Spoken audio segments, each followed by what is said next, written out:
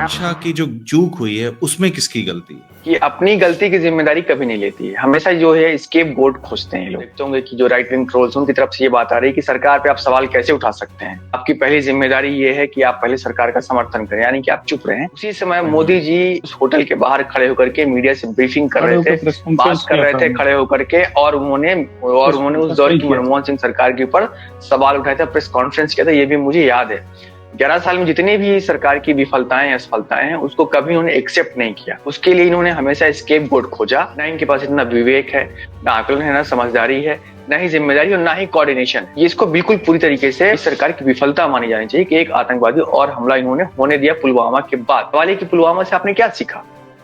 ठीक यही बात हमने पुलवामा अटैक के समय भी कही थी कि 300 किलो आरडीएक्स यदि भारत में आ गया तो आज ऐसा क्या कारण है कि अभी तक हम पकड़ नहीं पाए कि 300 किलो आरडीएक्स आया कहां से? आखिर वो कौन से कारण थे कि इतने घने टूरिस्ट वाले इलाके में आपका एक भी सिक्योरिटी फोर्स नहीं था?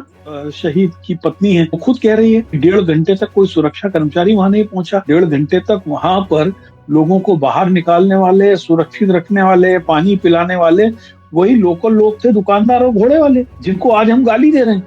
जिनको मुसलमान बताकर आप गाली दे रहे हो, वही लोग हैं जिन लोगों ने उन 2000 लोगों में की जानें बचाई हैं।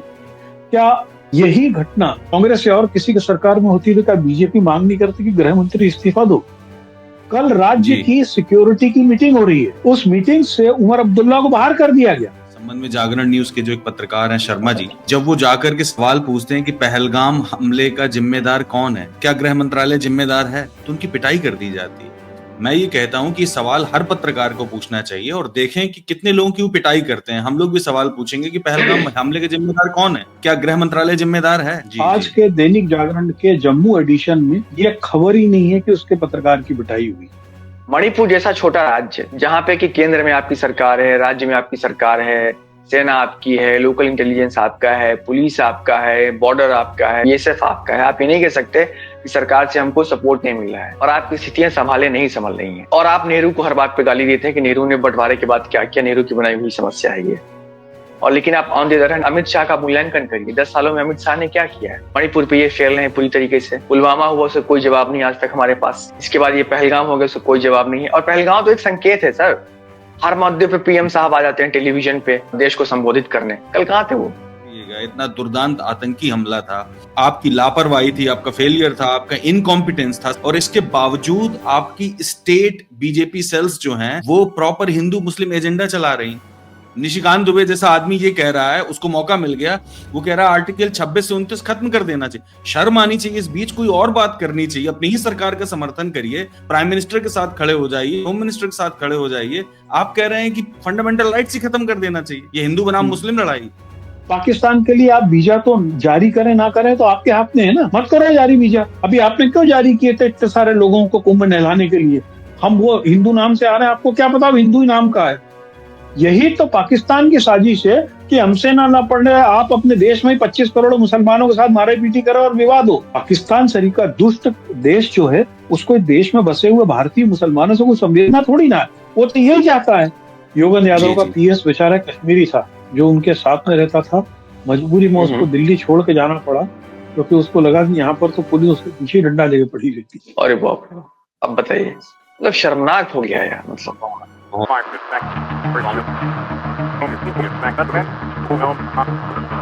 सलाम नमस्कार, मैं हूं कुणाल पाठक और आप देख रहे हैं द लखनऊ पोस्ट आज का अखबार। इस कार्यक्रम में मेरे साथ मेरे मेहमान हैं इंडिया क्लाइमेट चेंज.com के फाउंडर पंकज चतुर्वेदी जी और नेशनल हेराल्ड से विश्व दीपक। आप दोनों का स्वागत है।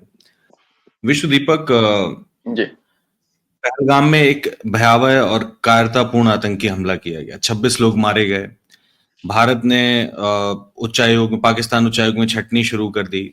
कहा गया है कि जो सिंधु नदी समझौता है उसको भी होल्ड पर डाल दिया जाएगा। और हमारे प्राइम मिनिस्टर साहब जो हैं वो सऊदी अरेबिया से जल्दी लौट आए। और आप देखेंगे कि अटारी चौकी भी बंद कर दी गई। मतलब कुल मिला के ये कि भारत सरकार एक मैसेज देना चाहती है कि हम सिर्फ बातों से नहीं, हम एक्शन भी लेने वाले हैं पाकिस्तान के ऊपर, और ये मान रहे हैं कि सारा कुछ पाकिस्तान का किया धरा है। और सही भी है, एक लिहाज से देखा जाए तो बिल्कुल सही है। पर असली मुद्दा ये भी है कि आखिरकार चूक तो हुई, सिक्योरिटी लैप्स हुआ, सुरक्षा की जो चूक हुई है उसमें किसकी गलती है? क्या प्रधानमंत्री इस बात की कोई तफ्तीश करेंगे? इस बात के लिए जिम्मेदारी तय करेंगे कि गृह मंत्रालय की गलती थी, गृह मंत्री की गलती थी, या फिर नेशनल सिक्योरिटी एडवाइजर की गलती थी, या फिर इन दोनों की गलती थी? देखिए, ये जो सरकार है, इसका जो मेन कैरेक्टरिस्टिक जो कहते हैं ना, चरित्र जो अब तक उभर के सामने आया है, उसमें ये है कि अपनी गलती की जिम्मेदारी कभी नहीं लेती है। हमेशा जो है स्केप गोट खोजते हैं ये लोग। आपको आगे बढ़ने से पहले चर्चा में हम ये याद दिला दें कि जब मुंबई में आतंकवादी हमला हुआ था और शिवराज पाटिल गृह मंत्री थे, तो शिवराज पाटिल ने किसी प्रोग्राम में जाने के लिए अपने कपड़े बदल लिए थे, उन्होंने सूट बदल लिया था। मीडिया में इसको सवाल उछाला गया कि देश में आतंकवादी हमला हुआ है, लोग गमजदा हैं और परेशानी है, और हमारी फोर्सेज लड़ रही हैं उनके साथ, और गृह मंत्री को अपने ड्रेस की पड़ी है। ये सवाल मीडिया ने बड़े जोर शोर से उठाया। उस वक्त शायद मैं आज तक में था, प्रेस कॉन्फ्रेंस और करने के लिए उन्होंने कपड़े बदले, ये बोला कपड़े बदल लिए थे। और इसका नतीजा प्रेस, ये हुआ कि उस समय की सरकार ने, मनमोहन सिंह सरकार को, जिसको कि ये मोदी जी कमजोर सरकार मानते थे और मनमोहन मीडिया उनको मौन मोहन लिखता था, उनका इस्तीफा ले लिया मनमोहन जी ने। इसी के साथ एक चीज और याद दिला दूं मैं कि आज ये लोग जो कह रहे हैं कि भाई सरकार पे सवाल नहीं उठाना चाहिए, आप देखते होंगे कि जो राइट विंग ट्रोल्स उनकी तरफ से ये बात आ रही है कि सरकार पे आप सवाल कैसे उठा सकते हैं, आपकी पहली जिम्मेदारी ये है कि आप पहले सरकार का समर्थन करें, यानी कि आप चुप रहें। मैं याद दिला दूं कि उसी समय, जिस समय की मुंबई में आतंकवादी हमले हुए थे और चूंकि 2 दिन तक वो लड़ाई चली थी अंदर जाकर के, उसको न्यूट्रलाइज किया गया था, उसी समय मोदी जी उस होटल के बाहर खड़े होकर के मीडिया से ब्रीफिंग कर रहे थे, बात कर रहे थे खड़े होकर के, और उन्होंने उस दौर की मनमोहन सिंह सरकार के ऊपर सवाल उठाया था, प्रेस कॉन्फ्रेंस किया था। ये भी मुझे याद है क्योंकि मैंने खुद उस समय प्रोड्यूसर था एक टेलीविजन चैनल में, और ये सारी चीजें हम लोग कर रहे थे, रात 5 तक में थे। तो ये है ये। इसके बाद में अब आगे बढ़ते हैं हम लोग चर्चा में।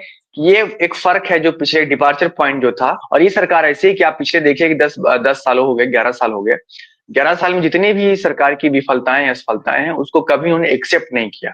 उसके लिए इन्होंने हमेशा स्केप गोट खोजा, और हमेशा ये उसको दाएं से बाएं से मोड़ करके उसको उस पर जो है बचने की कोशिश करते हैं, या उसको ट्विस्ट करने की कोशिश करते हैं ताकि उस पर कोई सवाल ना उठे। बालाकोट हुआ, बालाकोट स्ट्राइक आपने किया, उसके पहले पुलवामा हुआ। बात यह है, देखिए कि कुणाल भाई, कि ये जो नेशनल सिक्योरिटी का मसला है, वो आप एपिसोड के हिसाब से उस पर जवाब नहीं दे सकते ना। इनकी दिक्कत ये है कि ना इनके पास, इन्होंने संस्थाओं को खत्म किया है, ना इनके पास इतना विवेक है, ना आकलन है, ना समझदारी है, ना ही जिम्मेदारी, और ना ही कोऑर्डिनेशन है। तो ये इसको बिल्कुल पूरी तरीके से इस सरकार की विफलता मानी जानी चाहिए कि एक आतंकवादी और हमला इन्होंने होने दिया पुलवामा के बाद। सवाल ये कि पुलवामा से आपने क्या सीखा, बिल्कुल सही बात है। और आप इसको और हिंदू पंकज मुस्लिम जी, नैरेटिव देने की कोशिश कर रहे हैं। एग्जैक्टली। पंकज जी, आप देखेंगे कि सारा नैरेटिव इस बात पे खिसका दिया गया है कि पाकिस्तान की गलती थी। ऑफ कोर्स पाकिस्तान की गलती रही होगी, और हम पाकिस्तान के खिलाफ एक्शन ले रहे हैं। लेकिन अब मुझे याद है हमारी एक बार चर्चा हुई थी जिसमें आपने बताया था कि इस समय गृह मंत्री अमित शाह और अजीत डोभाल के बीच में सब कुछ ठीक नहीं है, और आपका ये कहना था कि मतलब आधे अधिकारी यहाँ रिपोर्ट करते हैं और आधे अधिकारी वहां रिपोर्ट करते हैं। तो इसमें इस बात की संभावना नहीं बनती है कि हो सकता है कि जानकारी एक जगह से दूसरी जगह नहीं पहुंची हो, कोऑर्डिनेशन कमजोर रहा, और इसका भुगतान भारत के नागरिकों को भुगतना पड़ा, 26 लोग मारे गए? देखिए, यदि आज आप पाकिस्तान के 2 अखबार देखें तो डॉन और ट्रिब्यून एक्सप्रेस, उनमें इस पूरी खबर को पहले पेज पे दिया गया है, और उनके यहाँ जो मुद्दा है, जो भारत ने एक्शन लिया उसके ऊपर पूरा किया है। और वहां पर जो आजाद कश्मीर का हेड है विधानसभा का, उसने इस मामले की पूरी मजम्मत की है। और जिस आतंकवादी पे यह आरोप लगाया जा रहा है कि उसने ये हरकत की है, उसने वीडियो जारी किया कि इसमें उनका हाथ नहीं है। खैर, पाकिस्तान तो भरोसे लायक है ही नहीं, इसमें कहीं कोई शक नहीं है कि बाहरी मदद के बगैर इतना आर्म्स एंड एम्युनिशन लेकर कोई आदमी भारत में घुसकर इतनी बड़ी वारदात को अंजाम नहीं दे सकता है। ठीक यही बात हमने पुलवामा अटैक के समय भी कही थी कि 300 किलो आरडीएक्स यदि भारत में आ गया, तो आज ऐसा क्या कारण है कि अभी तक हम पकड़ नहीं पाए कि 300 किलो आरडीएक्स आया कहां से?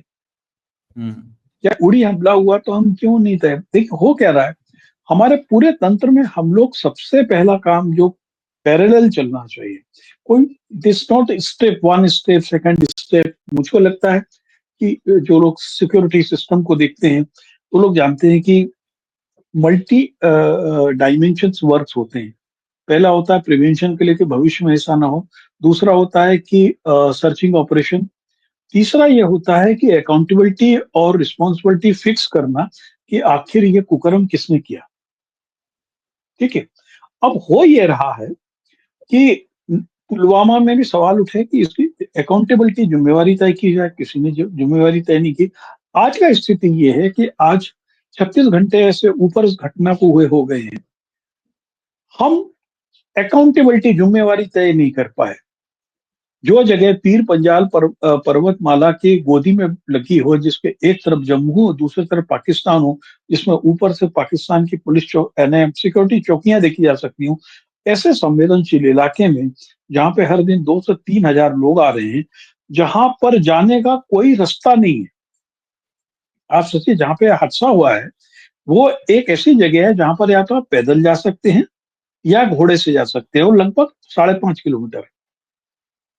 अच्छा। ऐसे जगह पर जो चारों तरफ से पहाड़ों से घिरा हुआ है, ऐसे जगह पर यदि इतना असलहा लेकर कोई पहुंच गया, वो रैकी करता रहा, वो इंतजार करता रहा, तो इसके लिए अकाउंटेबिलिटी तो तय करनी होगी। आखिर वो कौन से कारण थे कि इतने घने टूरिस्ट वाले इलाके में आपका एक भी सिक्योरिटी फोर्स नहीं था? एक सिक्योरिटी ऑफिस पर्सन की वाइफ, जो शहीद की पत्नी है, वो खुद कह रही है कि 1.5 घंटे तक कोई सुरक्षा कर्मचारी वहां नहीं पहुंचा। 1.5 घंटे तक वहां पर लोगों को बाहर निकालने वाले, सुरक्षित रखने वाले, पानी पिलाने वाले वही लोकल लोग थे, दुकानदार और घोड़े वाले, जिनको आज हम गाली दे रहे हैं। जिनको मुसलमान बताकर आप गाली दे रहे हो, वही लोग हैं जिन लोगों ने उन 2000 लोगों में की जानें बचाई हैं, जो उनको संभाल के ले गए हैं। तो जब तक अकाउंटेबिलिटी क्यों तय नहीं हो रही है? क्योंकि अकाउंटेबिलिटी तय होने का है, पहले अजीब डोभाल पूरा कश्मीर देख रहे थे, फिर उन्होंने कश्मीर से उनको साइडलाइन किया गया। चूंकि देखिए क्या है कि कश्मीर में बहुत सारी एजेंसीज काम कर रही है, सीआरपीएफ, बीएसएफ, आर्मी, वहां रॉ भी है और आईबी भी है और लोकल इंटेलिजेंस भी है। लगभग 6 एजेंसीज वहां पे इंटेलिजेंस के लिए काम कर रही है। अब उसमें से कौन सी एजेंसी किसको रिपोर्ट कर रही है, कौन सी एजेंसी चाहती है कि एक दूसरे को ओवर पावर किया जाए, ये वहां खेल चलता रहा है। मैं फिर आपको याद दिला दूं, इसी प्रोग्राम में मैंने बताया था कि जब एनआईए की वहां से टीम चेंज हुई, तो एनआईए की नई टीम आई, उसने उससे पहले का जो एसपी था दीपक नेगी, उसके खिलाफ मुकदमा कायम करके उसको जेल भेज दिया था। तो जो इंटेलिजेंस एजेंसीज है, उनकी आपस की राइवरी और आपस की नफरत और उनका राजनीतिकरण हो जाना कि हम किसको रिपोर्ट करें और क्या करें, ये इसके लिए कोई अकाउंटेबिलिटी तय करने को तैयार नहीं है। क्या यही घटना कांग्रेस या और किसी की सरकार में होती तो क्या बीजेपी मांग नहीं करती कि गृह मंत्री इस्तीफा दो? बिल्कुल आप सही एक बात कह घटना रहे हैं देखिए, आप। कल कल राज्य जी। की सिक्योरिटी की मीटिंग हो रही है, जहां पे टॉप ओके। ऑफिशियल्स हैं। उस मीटिंग से उमर अब्दुल्ला को बाहर कर दिया गया। उमर अब्दुल्ला को बोल दिया, अच्छा ठीक है उमर जी आप जाइए। ये तो बहुत गड़बड़ है, ये तो बिल्कुल ठीक नहीं हुआ। तो आपको राज्य के यही मुख्यमंत्री को। देखिए, वहां की स्थिति है कि वहां की जो सिक्योरिटी का हिस्सा है वो बहुत सारा एलजी के पास है, लेकिन जो पुलिस के ट्रांसफर पोस्टिंग है वो स्टेट गवर्नमेंट के पास है।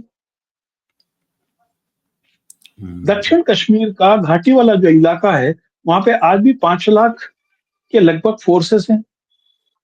इतनी फोर्स होने के बावजूद जिस इलाके से कोई गाड़ी नहीं जाती है, जिस इलाके में आपको पैदल ही चलना है, जिस इलाके में जाहिर है वहां घने जंगल हैं और घाटियां भी हैं, लेकिन 33 घंटे तक यदि हम उन पैदल भागने वाले आतंकवादी दुर्दांत, जिन लोगों ने इतने सारे लोगों को मौत के घाट उतार दिया, उन लोगों को हम सर्च नहीं कर पा रहे। और हो क्या रहा है, सामा से लेके और कठुआ तक के कम से कम 2000 लड़कों को उठा लिया पुलिस ने, वो पीट रहे हैं। इसमें एक चीज और है, जी अब जी जी। सिक्योरिटी एजेंसीज कह रहे हैं कि 7 तारीख को हमने वहां पे कुछ इंटरसेप्ट किया था। पाकिस्तान की सीमा से लगा हुआ इलाका जो इतना संवेदनशील है, पाकिस्तान वो देश जो कंगाल है, जिसपे आप भरोसा नहीं कर सकते हो, वो दुष्ट हम्म है। और ये जो यानी वार लाइक पोजिशन है, इसको कहते हैं, हम लोग की छद्म युद्ध की स्थिति पाकिस्तान लंबे समय से भारत में बनाता रहा है। हम हम्म वहां पर एक भी सुरक्षा कर्मचारी नहीं होना, आप हम्म। शक पैदा करता है कि नहीं हमारी नीयत पे या हमारी लापरवाही पे? फिलहाल तो इसको जी। लापरवाही मान लिया जाए, लेकिन आप विश्वदीपक ये समझिए कि इस बात की चर्चा करना और भी ज्यादा जरूरी है कि मतलब इतने सारे लोग मार दिए गए और सरकार और जो उनके समर्थक हैं वो ये चाहते हैं कि लोग सवाल भी ना पूछें। इस संबंध में जागरण न्यूज के जो एक पत्रकार हैं शर्मा जी, जब वो जाकर के सवाल पूछते हैं कि पहलगाम हमले का जिम्मेदार कौन है, क्या गृह मंत्रालय जिम्मेदार है, क्या गृह मंत्रालय जिम्मेदार है, तो उनकी पिटाई कर दी जाती है।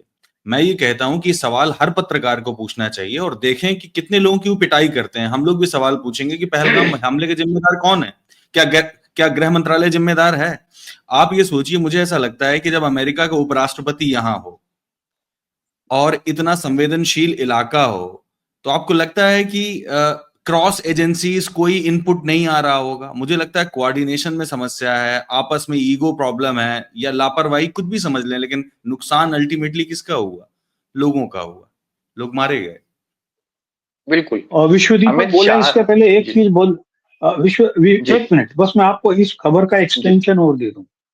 जी जी। आज के दैनिक जागरण के जम्मू एडिशन में ये खबर ही नहीं है कि उसके पत्रकार की पिटाई हुई, हालांकि वो अस्पताल में भर्ती है। बस मैं इतना इसमें आपको बता दूं, मैंने सुबह हम्म अखबार देखा इसलिए बता रहा आप ये देखिए कि अमित शाह इस देश के गृह मंत्री हैं। उनका अगर आप मूल्यांकन करें कि उन्होंने गृह मंत्री के तौर पे कैसा काम किया, तो छाती पीटने के अलावा और संसद में ये कहने के अलावा कि हम जनाब सभापति महोदय हम यहाँ माथे के बीच में गोली मारते हैं, गुंडागर्दी और माफिया की भाषा बोलने के अलावा उन्होंने क्या किया आज तक देश के गृह मंत्री के तौर पे? गृह मंत्री की जिम्मेदारी देश के जोड़ने की है, तोड़ने की नहीं है। आप देखिए, और उनकी विफलता का सबसे बड़ा उदाहरण देखिए उनके भक्तों से। आमतौर पर तो मैं उलझता नहीं हूँ, बातचीत भी नहीं करता हूँ, क्योंकि उसका कोई मतलब नहीं है। पर पिछले दिनों एक 4-6 भक्तों के बीच में, जो कि हमारे ही दोस्त थे, बैठा था और बातचीत होने लगी। मैं बहुत देर तक मैंने अवॉइड किया और सिर्फ एक सवाल से वो सब भाग गए और उनके पास कोई जवाब नहीं था। मणिपुर जैसा छोटा राज्य, जहां पे कि केंद्र में आपकी सरकार है, राज्य में आपकी सरकार है, सेना आपकी है, लोकल इंटेलिजेंस आपका है, पुलिस आपका है, बॉर्डर आपका है, बीएसएफ आपका है। आप ये नहीं कह सकते कि सरकार से हमको सपोर्ट नहीं मिल रहा है और आपकी स्थितियां संभाले नहीं संभल रही हैं। हम्म? और आप नेहरू को हर बात पे गाली देते हैं कि नेहरू ने बंटवारे के बाद क्या किया, नेहरू की बनाई हुई समस्या है ये। इस देश का बंटवारा हुआ था ब्रिटिश साम्राज्यवाद में, उस समय ब्रिटिश ताकत थी, नेहरू के पास ना फौज थी ना पुलिस थी, कुछ नहीं था उसके पास। उसने स्क्रैच से, बिल्कुल कहते हैं ना कि शुरू, बिल्कुल कंकड़ पत्थर जोड़ करके उस मुल्क को बनाया। और आप उसको आज गाली देते हैं इस देश की जो थोड़ी बहुत समस्याएं हैं उनके लिए। और लेकिन आप on the other hand Amit Shah का मूल्यांकन करिए, 10 सालों में अमित शाह ने क्या किया है? मणिपुर पे ये फेल है पूरी तरीके से। पुलवामा हुआ, उसका कोई जवाब नहीं आज तक हमारे पास। इसके बाद ये पहलगाम हो गया, उसका कोई जवाब नहीं है। और पहलगाम तो एक संकेत है सर। आप ये देखिए कि कश्मीर में अगर आप अखबारों की रिपोर्टिंग देखें, तो ऐसे हर महीने में, 15 दिन में, 20 दिन में कभी वहां पे सूबेदार को मार देते हैं, कभी पुलिस वाले को मार देते हैं, कभी भीड़ में गोली चला देते हैं, कभी गांव वालों को मारते हैं। आतंकवादी घटनाएं वहां हो रही हैं, रुक नहीं रही हैं। और ये बड़े स्केल पे हो गई, इसलिए सबका ध्यान उधर चला गया है। तो ये है अमित शाह का रिपोर्ट कार्ड। और वो पूरी तरीके से असफल गृह मंत्री है और उनको बिल्कुल, अगर उनके अंदर सेंस ऑफ रिस्पॉन्सिबिलिटी है जरा सा भी इस देश की जनता के लिए, अगर वो अपने आप को जिम्मेदार समझते हैं, तो उनको नैतिकता के आधार पर इस्तीफा देना चाहिए, मांगने की भी जरूरत नहीं पड़नी चाहिए। या कम से कम एक जवाब, उनको एक्सप्लेनेशन तो देना ही चाहिए इस मामले में आकर के। हर मुद्दे पे पीएम साहब आ जाते हैं टेलीविजन पे देश को संबोधित करने। कल कहाँ थे वो? भाग गए वो, क्योंकि हूं। उनके पास कोई जवाब नहीं है देने के लिए। अमित शाह जब जाते हैं वहां आज पर, बिहार वहां पे जो पीड़ित लोगों से बात करने के लिए, तो एएनआई की स्मिता प्रकाश, उनका माइक म्यूट, उनकी आवाज आवाज उनकी म्यूट कर दी जाती है। आपने देखा होगा उस वीडियो को। जब अमित शाह वहां पीड़ितों से मिल रहे हैं तो उसमें आवाज नहीं है उस वीडियो में। आप समझिए कि इस स्तर तक ये जो शर्मनाक हरकतें कर रहे हैं, तो इतनी ब्लेटेंट शर्म, मतलब शेमलेसली इस चीज को कर रहे हैं, शर्म भी नहीं है कि अमित शाह बात कर रहे हैं, एएनआई उसका वीडियो रिलीज कर रही है, लेकिन उस पर ऑडियो नहीं है, ताकि वो सुनाई न पड़े उनकी कोलाहल, उनकी चीखें, और वो एक गलत इंप्रेशन न पड़े मीडिया के बीच में, जनता के बीच में। नहीं, मुझे लगता है कि अरे कोलाहल तो नहीं रोक पाएंगे कल भी पंकज जी। मणिपुर में दो गांव में हाँ, मणिपुर में दो मणिपुर में गांव में आग लगा दी गई है, और मणिपुर में उसमें गांव में कर्फ्यू लग रहा है, गांव में कर्फ्यू लग रहा है।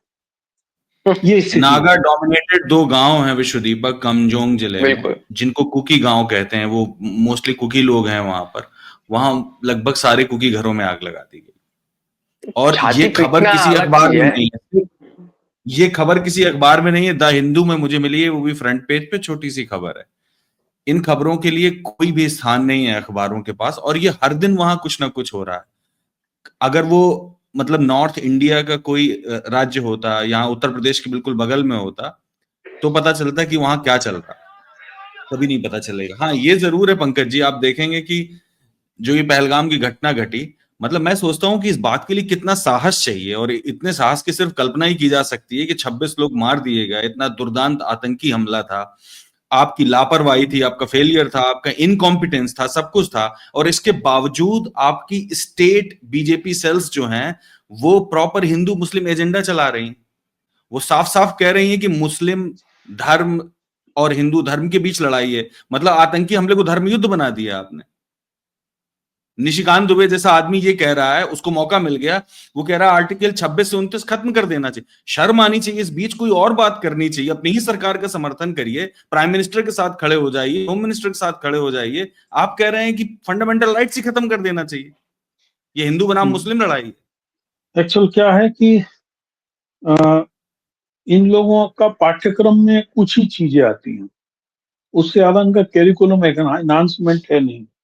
और आप जो कह रहे हैं ना कि प्रधानमंत्री के साथ खड़े हो जाएं, गृह मंत्री के साथ खड़े हो जाएं, अकल में क्या, इनका बेसिकली मूल चरित्र ही मुंह में राम बगल में नाथुराम का है। इनके यहाँ तरीका ही है कि एक फ्रिंज एलिमेंट ब्रिगेड को तैयार किया जाता है, वो फ्रिंज एलिमेंट ब्रिगेड कुछ भी बकती रहती, फिर बोलते हैं यार कि हमारा इससे वास्ता नहीं है, पर्सनल है, जिसमें जगदीप धनखड़ भी आते हैं और निशिकांत दुबे भी आते हैं। तो समस्या वो नहीं है। समस्या देखिए, मूल चीज है कि दो जो चीजें थी जिसको अब हम लोग आज भी चर्चा नहीं कर रहे हैं, वक्फ बिल और संसद बनाम विधायिका, ये दो ऐसे मुद्दे हैं जिसके ऊपर ये सरकार बुरी तरीके से फंसी हुई थी। फंसी हुई थी, बिल्कुल।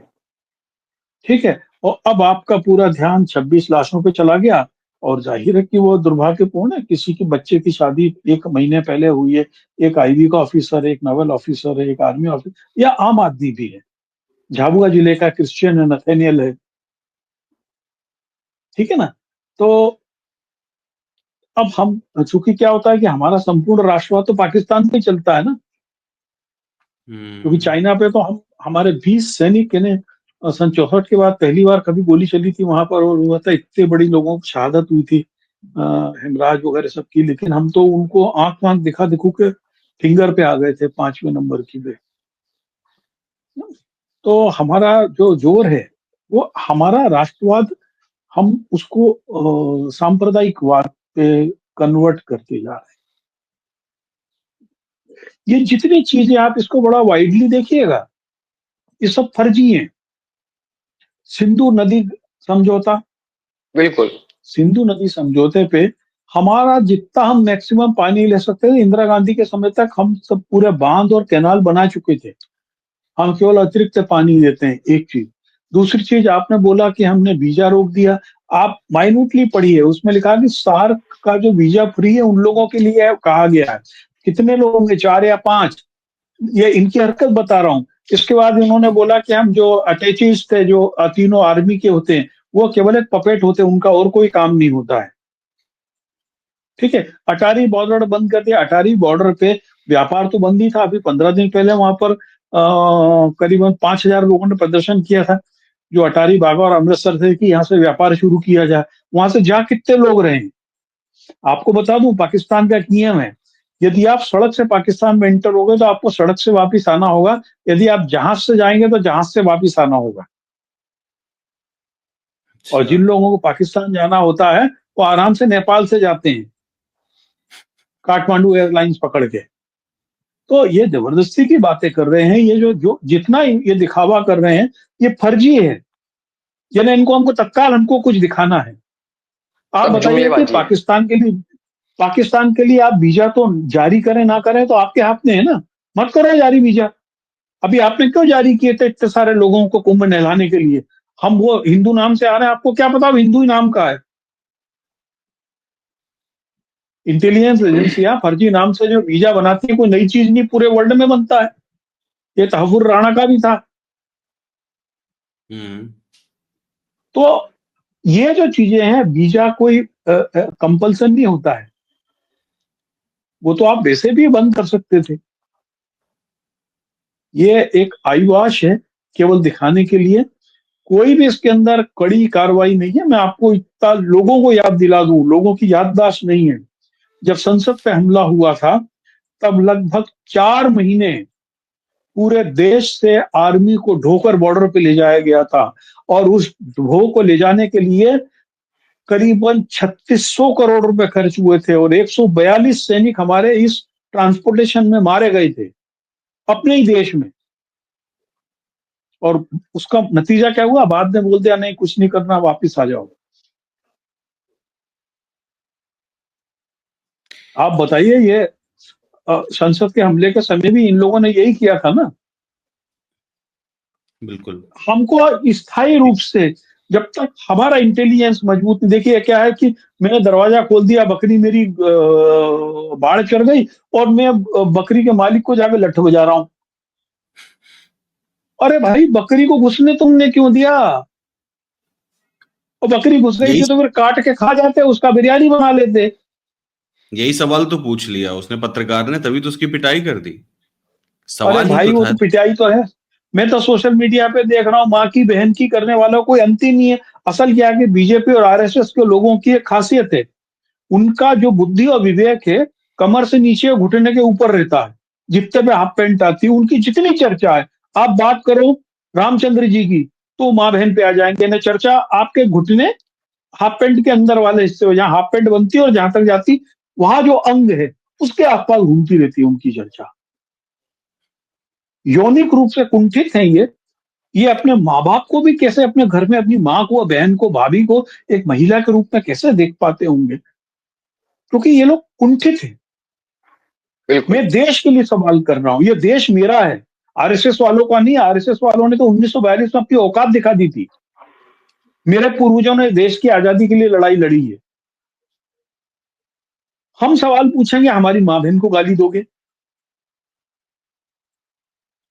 एक पूछ रहा है कि तू तू अपनी माँ के लिए वो करवाने के लिए, मतलब मैंने मेरी माँ को मरे हुए तो 15 साल हो गए, अब तो मैं तुम जैसे लोगों की माँ को ही माँ कहता हूँ, उससे जाके पूछ लो कि वो क्या करा रही थी। बेशर्मी है, बहुत ज्यादा बेशर्मी है। विश्व दीपक, आप ये समझिए कि इन बातों की तरह मुझे कल तक ये लग रहा था कि ये सिर्फ फ्रिंज ब्रिगेड ही है, जो इनके छोटे मोटे नेता हैं यही बोल रहे हैं कि ये असल में धर्म युद्ध है। ऊपर मैं से आ आज रहा है सब कुछ। हाँ, मैं आज अखबार पढ़ रहा हूँ। रक्षा मंत्री राजनाथ सिंह का बयान है कि terrorist targeted innocents and religion. उन्होंने रिलीजन टारगेट किया, जबकि तमाम प्रत्यक्षदर्शी बता रहे हैं, सिर्फ एक मामला है जिस पर बातचीत कर रहे हैं, लेकिन तमाम प्रत्यक्षदर्शी बता रहे हैं कि रिलीजन का इसमें कोई रोल ही नहीं है। उन्होंने क्रॉस द रिलीजन गोली मारी है, और जब खुलेआम गोली चलाएंगे तो आप धर्म देखकर ही गोली थोड़ा ना चलेगी, और उसमें मुस्लिम भी मारे गए। देखिए, मुझे अरे तो ऐसा यार, लगता है कि मैंने एक सेकंड बताएं, मैंने मान लिया कि उन्होंने यही किया, लेकिन यही तो उनकी साजिश थी जिसके अंदर आप फंस रहे हैं। यही तो पाकिस्तान की साजिश है कि हमसे ना ना पड़ रहे, आप अपने देश में 25 करोड़ मुसलमानों के साथ मारे पीटी करो और विवाद हो। पाकिस्तान सरीका दुष्ट देश जो है, उसको देश में बसे हुए भारतीय मुसलमानों से कोई संवेदना थोड़ी ना है, वो तो यही चाहता है। बिल्कुल सही बात है विश्व दीपक। जिस तरीके से उस आतंकी ने पूछा कि तुम्हारा धर्म क्या है, और ये कहा कि जाके मोदी को बता दो, तो ये एक तरीके से यही है कि आप जाकर के प्रचार करो और आपस में अपने अपने देश में लड़ जाओ। आपके बिल्कुल वैसे भी आपके वैसे भी जीडीपी अनुमान कमजोर पड़ रहे हैं, इकोनॉमी मुश्किल में है, और भी झगड़ा होगा और दिक्कतें पैदा होंगी। बिल्कुल यही उनका लक्ष्य था। और जैसा मतलब प्रक्रियाएं मिल रही हैं राइट विंग की तरफ से, उससे देख के तो यही लगता है कि वो अपने अपने मकसद में वो कामयाब हुए वो। क्योंकि आप ये देखिए कि हमले के बाद, जैसा पंकज जी ने बताया, कि वो 1.5-2 घंटे तक वहां के जो घोड़े वाले थे, पिट्ठू वाले थे, वही सब उनको संभाल रहे थे, पानी दे रहे थे। कई सारे वीडियोज में ऐसा आया है कि वो कह रहे हैं कि घबराइए मत, हम आपके साथ हैं। वहां पे जो मस्जिदें हैं, वहां से ये ऐलान किया गया कि भाई हम इसकी मजम्मत करते हैं, और लोगों को शेल्टर दिया गया। वो भी तो एक नैरेटिव का हिस्सा होना चाहिए, बातचीत का। किसी भी आदमी को दिखता है, वहां लोगों ने झंडा निकाल करके तिरंगा, ये बहुत ही इंपॉर्टेंट बात है कुणाल जी, कि मैंने तो नहीं देखा ऐसा। कश्मीर में पहली बार लोग तिरंगा झंडा लेकर के, वहां के आम आदमी बाहर आए, उन्होंने कैंडल मार्च निकाला, उन्होंने कहा कि हम भारत के लोग हैं, हम भारत के नागरिक हैं, हम भारत का हिस्सा है। वहां पे मार्केट कल बंद रहे, पहली बार।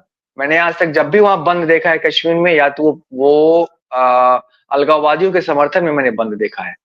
ये पहली बार मैं बंद देख रहा हूँ जो कि किसी भी आतंकवादी घटना के विरोध में बंद हुआ है। वहां के लोगों ने स्वतः स्फूर्त तरीके से ये बंद किया और एक कहा कि हम भारत के नागरिक हैं, हम भारतीय हैं, और हमारे बीच में आग मत लगाओ। लेकिन यहाँ प्लेन में क्या हो रहा है, यहाँ पे बीजेपी की जो ट्रोल आर्मी है, संघी है, दलाल है, वो क्या कर रहे हैं? वो इसको हिंदू मुस्लिम कर रहे हैं, और इस हिसाब से यही मकसद है पाकिस्तान का, और उसमें वो कामयाब होते यही हुए इनका दिख रहे मकसद हैं। है। और पंकज जी ऐसा कह रहे थे कि सही बात है ये, कि देखिए कि इमीडिएटली ये वक्फ बिल पे काफी फंसे हुए थे, ये पूरा डाइवर्जन वहां पे हो गया। और जिस तरीके से ये निशिकांत दुबे जैसे लोग मतलब जिनकी जिनकी जुबान पे काबू नहीं है, वो कह रहे हैं कि आर्टिकल, संविधान को ही सस्पेंड कर दिया जाए, आर्टिकल्स जो फंडामेंटल राइट्स उसको सस्पेंड कर दिया जाए। ये बिल्कुल इस मौके का इस्तेमाल करके, ये बिल्कुल जो नाजीवादी स्टाइल में जो है, इसको यो मतलब ये लोग उसको यूज कर सकते हैं। हाँ, फांसीवादी जो इनके टेंडेंसीज हैं वो एकदम सामने दिख रही हैं। लेकिन ये बहुत सकारात्मक बात है जो आपने बताई सच में, कि कश्मीर के लोगों ने मतलब अक्रॉस द रिलीजन लोग सामने आए, भारत का झंडा लेकर के आए। इसका मतलब ये है कि लोग राष्ट्र की अखंडता के बारे में सोच रहे हैं, लोग एकता के बारे में सोच रहे हैं। भले जो पॉलिटिकल डिस्पेंसेशन है वो विभाजन के बारे में सोच रहा हो, धार्मिक आधार पर झगड़े और लड़ाई के बारे में सोच रहा हो, लेकिन कम से कम नागरिक मिलकर के देश की अखंडता के बारे में सोच रहे हैं। ये अपने आप में बहुत सकारात्मक बात है। अब हम सब जो है मीडिया को वॉच करते हैं, हम लोग तो काम ही करते हैं उसके अंदर। हमने जितने भी आज तक बंद देखे हैं कश्मीर में, आज तक जितने भी बंद हुए हैं, वो गिलानी की चाहे डेथ के बाद हुए हों, या कभी भी जब अलगाववादी कॉल करते थे हुर्रियत कि हम जो है बंद का ऐलान कर रहे हैं, तो बंद होते थे। या कभी मान लीजिए कि कभी ऐसा कुछ पत्थरबाजी जब होती थी एक जमाने में, तो उसके बाद बंद बंद होते थे। बुरहान वानी के बाद बंद हुआ था, और जब उसको फांसी हुई थी पार्लियामेंट अटैक में जिसको, उसके बाद बंद हुआ था। अफजल गुरु को। अफजल लेकिन ये पहली बार मैं देख रहा हूँ कि और कश्मीर के लोग, विश्व इसमें जिसमें से हुर्रियत के कि लोग शामिल थे कल। हुर्रियत के लोग, हुर्रियत के बिल्कुल, लोग कल जिसमें से बंद में शामिल बिल्कुल थे। बिल्कुल उन्होंने खुद बंद किया, कॉल यस। किया, बंद की। और ये बात यहां से पता चल रही है, अखबारों में ये बात बिल्कुल फ्रंट लाइन पर होनी चाहिए थी। ये बात बहुत महत्वपूर्ण है राष्ट्र की एकता के लिए। लेकिन बिल्कुल, अखबार अगर कोई सरसरी नजर से पढ़ेगा तो कहीं किसी को दिखाई नहीं पड़ेगा, किसी को नहीं दिखाई पड़ेगा। क्योंकि कल सरकारी कश्मीर एजेंडे को के ये सभी चीजें खारिज अखबारों ने करती हैं। अपना फर्स्ट पेज ब्लैक किया है। हाँ, कश्मीर में। कल कश्मीर के अधिकांश अखबारों ने, मैं 8 अखबार लगभग देखे थे, ब्लैक किया हम्म उन्होंने। बिल्कुल। हम्म हमारे हमारे जरूर अखबारों में साबुन तेल फर्स्ट पेज पे था, उस पर कंप्रोमाइज नहीं कर सकते ना हम। इसका मतलब ये है कि इस बात से पाकिस्तान को तो निराशा हो गई, यहाँ के जो राइट विंग फ्रिंज है उनको भी निराशा होने वाली है। क्योंकि जिस हाँ, होने तरीके से वो वाली है। सोच रहे थे, हाँ, जिस तरीके से वो मुझे याद है लास्ट टाइम आप लोग जब बात कर रहे थे तो आपने कहा, आप में से किसी ने एक ने कहा कि उनमें असल चर्चा ये चल रही है कि जो हमारे बीच के गद्दार हैं पहले उनको टारगेट किया जाए, कि जब मैंने ही कहा था, और ये कल भी ये आखिरकार बात चर्चा बदमाशी यस। थी कर। भाई। हाँ। वक्त को लेकर जो थी। यस। हाँ, देखिए कल इंदिरापुरम में, कल इंदिरापुरम की कई सारी जो हाई राइज कॉलोनीज है, वहां पे मीटिंग हुई। और अभी हम्म हमारे ही कई सारे कुलीग्स वहां रहते हैं। और अभी थोड़ी देर पहले हमारी जो ऑनलाइन मीटिंग होती है, उसमें उन्होंने बताया कि कई सारी सोसाइटी में लोग आए और उन्होंने मीटिंग किया, और मुसलमानों के बहिष्कार का बकायदा फैसला लिया गया। कल हमारे भी कुछ मित्रों से मुलाकात हुई, बहुत सारे लोगों ने तो हमको फोन करके कहा कि भाई हम लोग मारने के लिए खोज रहे हैं सेकुलर लोगों को, है ना। पार्क में जहां मैं जाता हूँ वहां पे शाखाएं लगती हैं, तो ये तो एक फीलिंग है। और ये लोग इसको ऐसा कहते हैं और सोच रहे हैं कि भाई उनको तो हम पहले बाद में मारेंगे, पहले अपने बीच के जो गद्दार है उनको मारा जाए। भाई योगेंद्र यादव ने एक आर्टिकल लिखा, उन्होंने एक सलाह दी, एक बिल्कुल संयत प्रतिक्रिया की उन्होंने बात की। आप देखिए उनके कमेंट के नीचे कैसे कैसे उनको गालियां पड़ी हैं। और अगर योगेंद्र यादव बाहर निकल जाए जाकर के कहीं ये बात कह दे जो